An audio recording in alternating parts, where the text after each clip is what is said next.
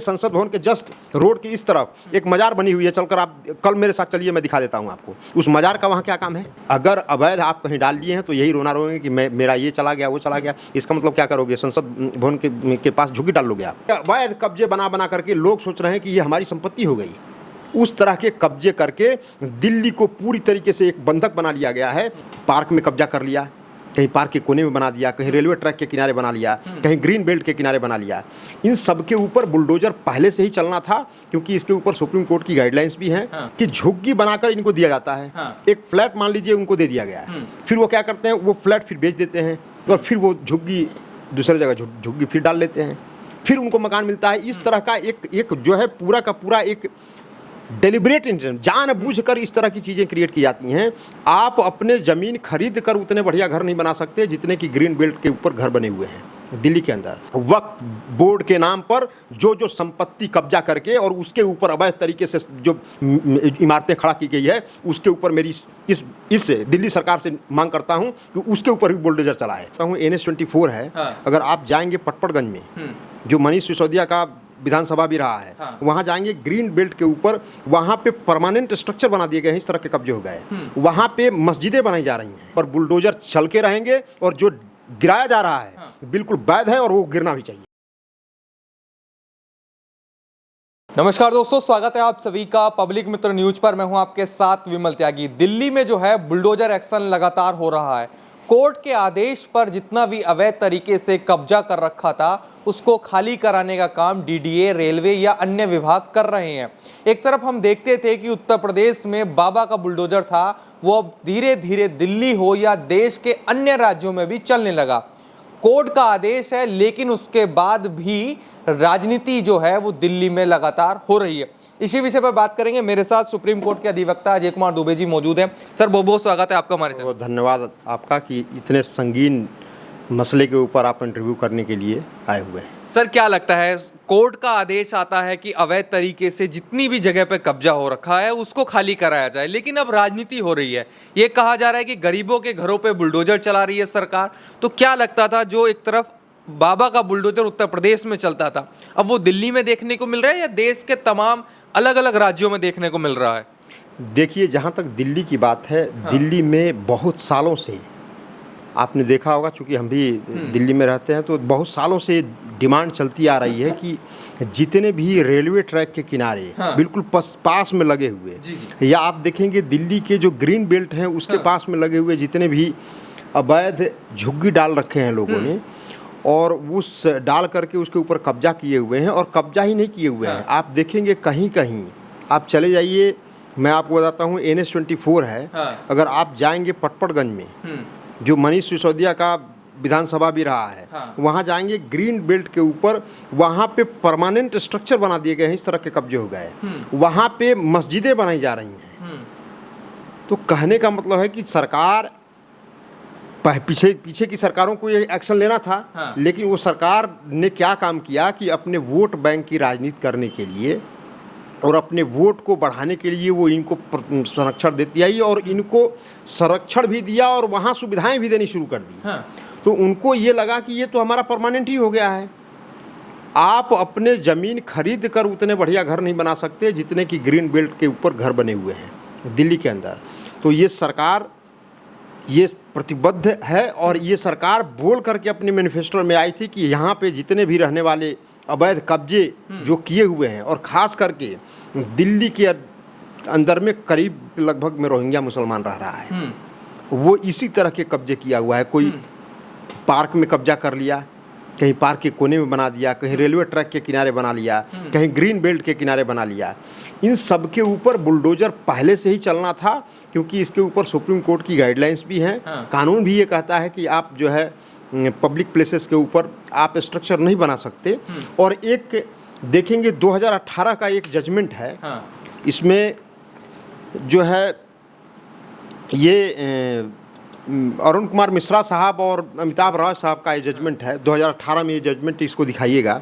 इस जजमेंट में के अगर ऑर्डर पार्ट में देखेंगे, ये क्लियरली इसके अंदर में ये लिखा हुआ है कि रिलीजियस प्लेस के ऊपर अगर किसी तरह का पब्लिक प्लेस के ऊपर किसी तरह का अगर स्ट्रक्चर है, चाहे वो रिलीजियस है या किसी तरह का अवैध कब्जा है, उसको तत्काल प्रभाव से सभी स्टेट गवर्नमेंट और जितने भी यूनियन टेरिटरीज हैं उन सबको, उनके सबके सेक्रेटरीज को, और सेक्रेटरीज के नहीं, उस स्टेट के आने वाले अंदर में जो जितने भी ज़िले के डिस्ट्रिक्ट मजिस्ट्रेट्स हैं उनको भी इसके अंदर में क्लियर डायरेक्शन दिया गया है कि आपको उसकी report case to case basis पे कंसर्न्ड हाई कोर्ट में सबमिट करनी है। आज तक इस देश के अंदर में 28 स्टेट हैं और यूनियन टेरिटरी हैं, आज तक किसने रिपोर्ट सबमिट की है? तो ये तो बहुत पहले ही हो जाना था, लेकिन जो चाहे वो केजरीवाल की सरकार हो या पहले कांग्रेस पार्टी की सरकार हो, वो इनको वोट बैंक बना करके और इनसे वोट लेते थे और इसीलिए इनको संरक्षण देते थे ताकि ये कब्जा बना रहे और हमारी जो है वोट बैंक की खेती चलती रहे, इसीलिए इसको नहीं हटाया गया था। इसके अलावा मेरी मांग और है कि जितने भी आप देखेंगे जी, जितने भी पब्लिक प्लेस या रोड के किनारे जितने भी ये मस्जिदें बनाई गई हैं, मदरसे भी बनाए गए हैं, इन सब का डेमोलिशन होना बहुत ज़रूरी है। क्यों? क्योंकि अगर इस तरह के गरीबों के नाम पर इस देश के अंदर में कब्जा होना शुरू हो गया तो फिर ये देश बचेगा कैसे?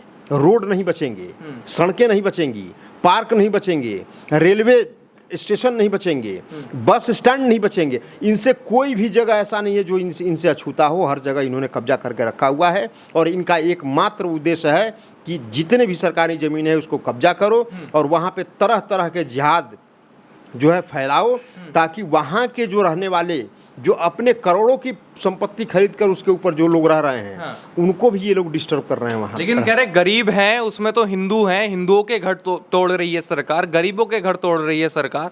ऐसे कैसे चलेगा? पहले कहा कि जहाँ झुग्गी वहीं मकान, अब बुलडोजर दे दिया सभी लोगों को। नहीं, जहाँ झुग्गी वहीं मकान। ये रेलवे ट्रैक के पास में अगर आपने अवैध की कब्जा किया हुआ है, उसके ऊपर किसी भारतीय जनता पार्टी के मैनिफेस्टो में नहीं लिखा है कि अवैध जहाँ कब्जा किए हैं वहीं झुग्गी बना कर दे देंगे। फिर तो इस देश में अवैध और वैध का कॉन्सेप्ट ही खत्म हो जाएगा। फिर कानून क्या करेगा? कहने का मतलब यह है कि जब झुग्गी है उसके लिए झुग्गी के ऊपर मकान कहीं ना कहीं गवर्नमेंट अपना लैंड एक्वायर करके मकान बनाकर दे रही है ना, वहाँ जाकर रहो। लेकिन इनका मोडस ऑपरेंडी क्या है कि झुग्गी बनाकर इनको दिया जाता है।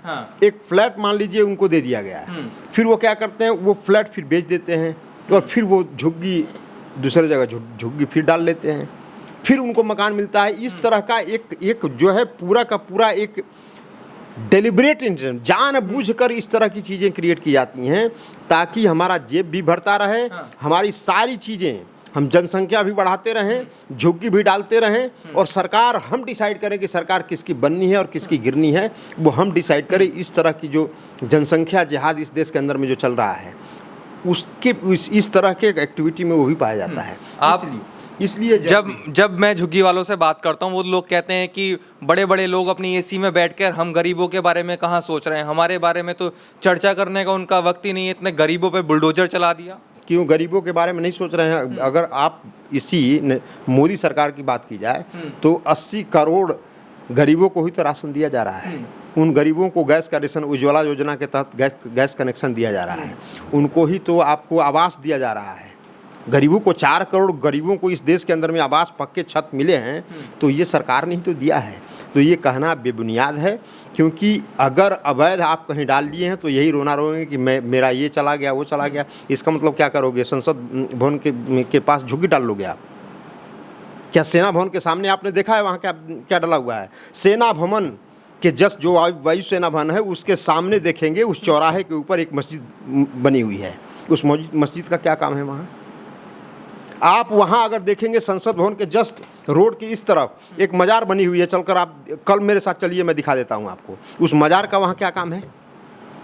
और मैं तो दूसरी चीज़ कर रहा हूँ, इनके ऊपर भी बुलडोजर चलने चाहिए। पहले तो ये अवैध के ऊपर चल रहा है, जहाँ जहाँ वक्फ बोर्ड के नाम पर जो संपत्ति कब्जा करके और उसके ऊपर अवैध तरीके से जो इमारतें खड़ा की गई है, उसके ऊपर मेरी इस दिल्ली सरकार से मांग करता हूं कि उसके ऊपर भी बुलडोजर चलाए। और उसके अलावा जामा मस्जिद आप देखेंगे वहाँ भी दिल्ली गेट, इन सब के आसपास जितने भी अवैध पुरानी दिल्ली में पूरी की पूरी अवैध कब्जा हुआ पड़ा है, उसके ऊपर भी बुलडोजर चलना चाहिए। यहाँ सिलमपुर आप देख रहे हैं, पूरा मिनी पाकिस्तान बना हुआ है, उसके ऊपर भी बुलडोजर चलना चाहिए। कब सरकार चला रही है, मेरी मांग है इनसे।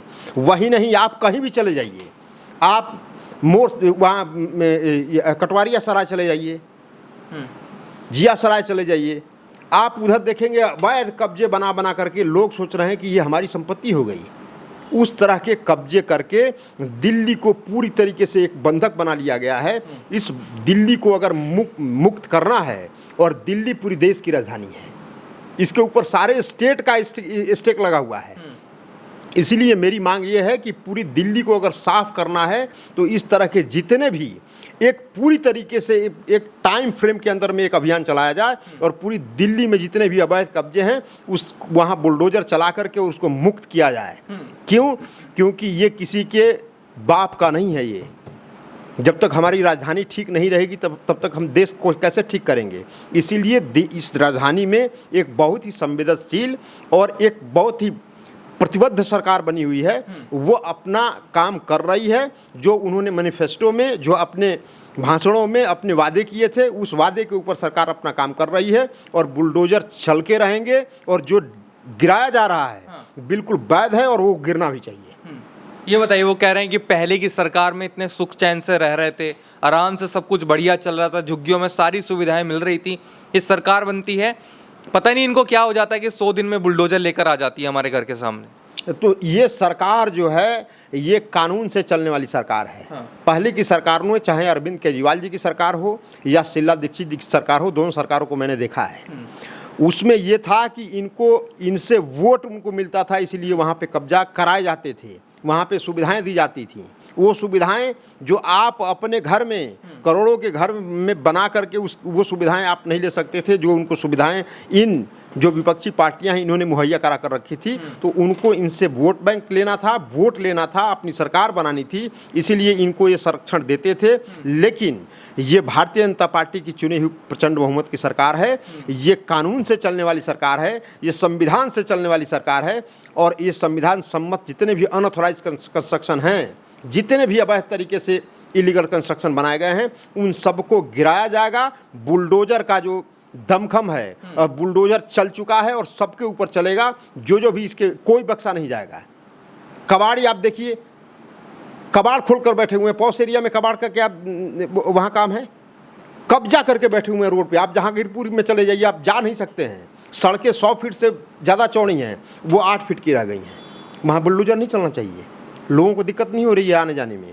इसीलिए ये सरकार संविधान के हिसाब से चल रही है, इसीलिए संविधान सम्मत ये सारी चीज़ें हो रही हैं। नहीं तो कोर्ट से जाएं, अपना ऑर्डर लेकर आएँ, क्योंकि कोर्ट भी जो वहाँ के माननीय जो जज साहब बैठे हुए हैं, एसी में बैठ कर के फैसला दे देते हैं इनके फेवर में, वहाँ जाएं, वहाँ से ऑर्डर लेकर आएँ।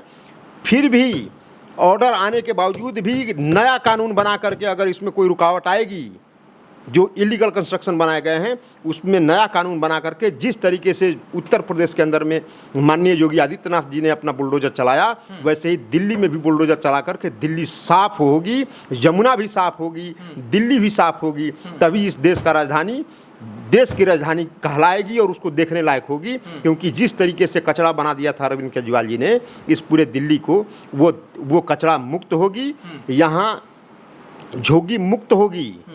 और ये देश, ये राजधानी बिल्कुल नंबर 1 राजधानी होगी, जैसे मॉस्को, जिस तरह के वाशिंगटन, लंदन, इस तरह के जो राजधानी है उसकी कैटेगरी में लाने की प्लानिंग चल रही है। और वो सरकार का नीयत साफ है और वो दिख भी रहा है।